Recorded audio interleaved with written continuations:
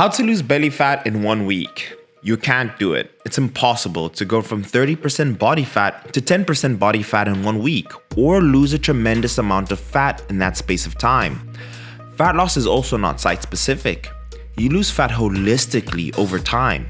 This title is popular, but it is misleading, and I've used it poorly in the past. This was my transformation in 2020. 24.6 pounds between the two videos, and this took me exactly 16 weeks.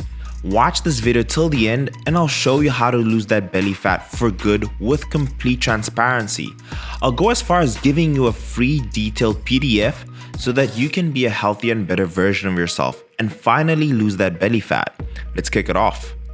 Step 1. You've heard that the diet is the most important, so let's begin here. You need to be in a caloric deficit to lose weight. What that means is you need to eat less food than what your body needs, or burn more calories than you consume. For example, if my body burns 3,000 calories a day, eat 2,500 calories every day to lose weight. But let's take it a step further and let's figure out what your calories and macros are to burn fat. Here we have Billy. He's 25 years old, he's 5'9" at 180 pounds. He plans to go to the gym 5 times a week. Billy wants to lose 1 pound of fat per week. I personally recommend a rate of 1 to 2 pounds of fat loss per week. To lose weight, Billy needs to eat 2,125 calories every day, consistently. Now, to calculate his macronutrients. These are the 3 key macronutrients which make up the calories we consume in food. The prefix macro refers to the nutrients your body needs in large quantities, especially if your goal is to build muscle and lose fat. Those are your proteins, carbs, and fats. Let's start with protein, which can dictate your ability to build muscle or at least maintain muscle. A high protein diet is important because it will promote muscle growth, which is what we want to achieve. It can also increase your thermic effect of food, also known as your TEF. It's caused by the extra calories required to digest, absorb, and process the nutrients in your meal. I like giving 1 gram per pound of body weight. In this case, Billy's at 180 pounds and he needs to eat 180 grams of protein. Let's talk about fats. I allocate roughly 20% of Billy's total calories towards fats. To save you the arithmetic, it's 48 grams of fats. A small amount of fat is an essential part of being healthy and giving you a balanced diet. Fat is a source of essential fatty acids, which the body cannot make itself. Fat helps the body absorb vitamin A, vitamin D, and vitamin E. These vitamins are fat soluble, which means they can only be absorbed with the help of fats. The remaining will go to carbs, which is exactly 257 grams of carbs.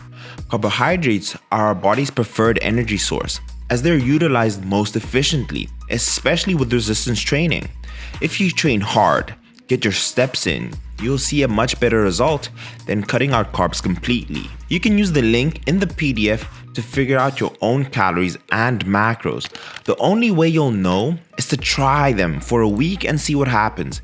If you're losing weight, fantastic. If not, give it 10 to 14 days and then make a small adjustment with your macros, but be patient. Now, let's build the ideal diet. We want a complete diet that primarily allows you to hit your macros and calories, but it should be enjoyable and nutritious. So, Billy wants to eat 4 meals per day: breakfast, lunch, dinner, and a snack.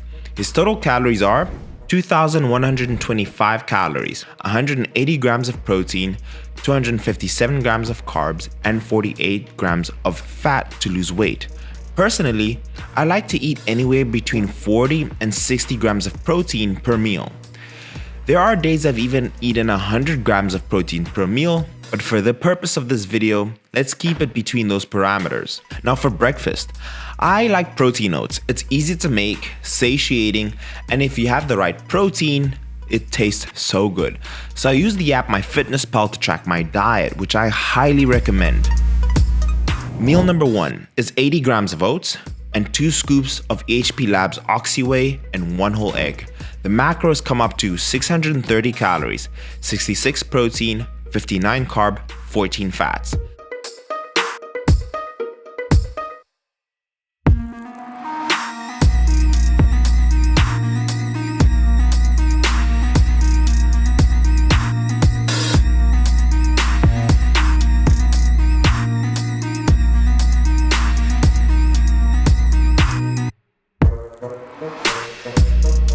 Meal number 2 is a chicken tortilla wrap. It consists of 1 tortilla wrap, 200 grams of chicken breast, and 80 grams of avo. Macros are 469 calories, 48 protein, 30 carb, and 18 fats. Meal 3. Rice and lean ground beef. It includes 250 grams of lean ground beef and 100 grams of rice.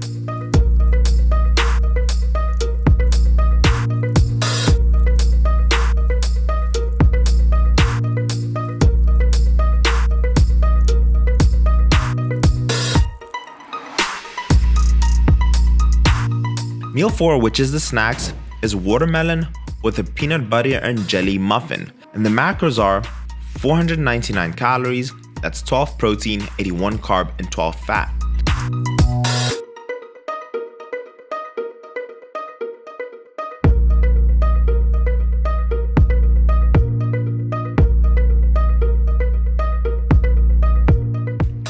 Now that we've covered the diet, before we move into step 2, I've worked my tail off on this video. I truly believe this will help a lot of people. Do me the favor and gently hit the thumbs up, share it with a friend, and subscribe. We're on the road to 1 million subscribers, and it's my mission to keep bringing the best fitness content to this channel. Let's move on. Step 2, resistance training. It's the driving force to body recomposition, meaning it's easy to lose fat by using the diet alone, but nearly impossible to build muscle mass without weight training. Weight training is paramount to building muscle and improving body composition.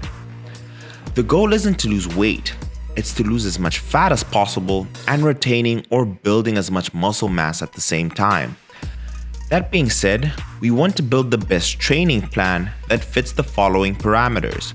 We want to take the following into consideration: your training experience, how often you want to train. That will maximize your muscle gain.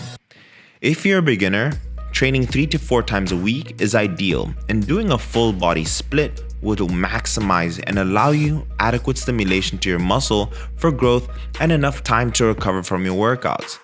If you fall between being an intermediate to an experienced trainee, you may be better suited for a 5-day or 6-day split. So either full body or upper lower push-pull legs, or if you're doing a 6-day split, push-pull legs and repeat. In my experience, focusing on your compound exercises between the bench press, deadlift, squat, and overhead press will give you the biggest bang for your buck. This section could be an entire series on its own. That's why I've built 4 different training splits in the PDF for you to use. It's a great place to start. Step 3, cardio. It's a great tool for fat loss, and without getting too deep between high intensity interval training and low intensity steady state cardio, the main goal is to burn more calories. My best advice is simply start walking every day. Start walking 8,000 steps a day. The physical and mental benefits are life-changing. The following week or 2 weeks, increase your steps, and over time, work your way to 13,000 steps and keep increasing your steps by 1,000 step increments. I've personally gotten to as much as 20,000 steps per day, but this was for competition. As you keep seeing progress with your loss of belly fat, you can control the rate of your fat loss with either decreasing your calories or increasing your expenditure through walking. In the PDF, I've also left an example of my walking goals over the span of a 16-week competition prep. Step 4, recovery. It is in my own experience, if we truly want to achieve pure fat loss, we simply have to pay attention to sleeping and also reducing our stress levels. At this stage, we've heard the integral pieces to the puzzle of building muscle and losing fat: the diet, training, and cardio. But one integral part of the puzzle, and possibly the biggest, is sleep. Unfortunately, 2 painfully underrated variables that can impact your recomposition success on an enormous scale. It's your sleep and stress. How much sleep do we need to build muscle and lose fat? The National Sleep Foundation recommends 7 to 9 hours of sleep per night for young adults and adults seeking general health and well-being. Personally, I recommend anywhere from 7 to 8 hours of sleep to adequately provide enough rest to your body to recover your brain and for proper bodily function. To be clear, you can still achieve results with less sleep, but if we're in the game of optimization, we want to sleep at least 8 hours. Step 5. Supplementation. Although this plays a minor role in body composition and without bias, for a beginner, I'll mention the most tried and tested supplements, and this comes from examine.com. Whey protein. It's a high quality, well-absorbed source of protein that's very useful for hitting targeted daily protein goals. Its benefits extend to the benefits of increasing protein intake in general, such as augmenting muscle gain in conjunction with resistance training, limiting muscle loss during low-calorie diets, and modestly limiting fat gains during the periods of excessive caloric intake. My personal favorites are the peanut butter flavors from the Oxy Whey and Isopept from AHP Labs. Number 2. Creatine. The primary benefit of creatine is an improvement in strength and power output during resistance exercise. For this purpose, creatine is well researched and the effects are quite notable for a supplement. When used in conjunction with the resistance exercise, creatine may modestly increase lean mass. And finally, a pre-workout. Pre-workout supplements are extremely popular and are well researched. They can contain a combination of ingredients that increases your training volume, muscular endurance, improved blood flow to the muscles, and even enhances focus. Pride from AHP Labs is by far the best I've ever had. If you choose to purchase these supplements from AHP Labs, use the discount code DIAMONDS10 and that directly supports me. And I can promise their products are second to none. To be clear, fat loss is not site-specific. If you're looking to lose belly fat or any form of fat, it's going to take a caloric deficit and losing that weight over time. If you're seeing that weight come down, you're not seeing your belly fat gone yet, just keep on going, especially if you're seeing the weight scale change and having that confirmation with your photos. Now, I have left you 2 PDFs, one that I've previously shared and the one that I've updated for you guys to be able to use. It will be a great form of guidance. In terms of the way that I've calculated the macros in this video is not the way I work with my clients, but the most simplest way I could translate this information to you.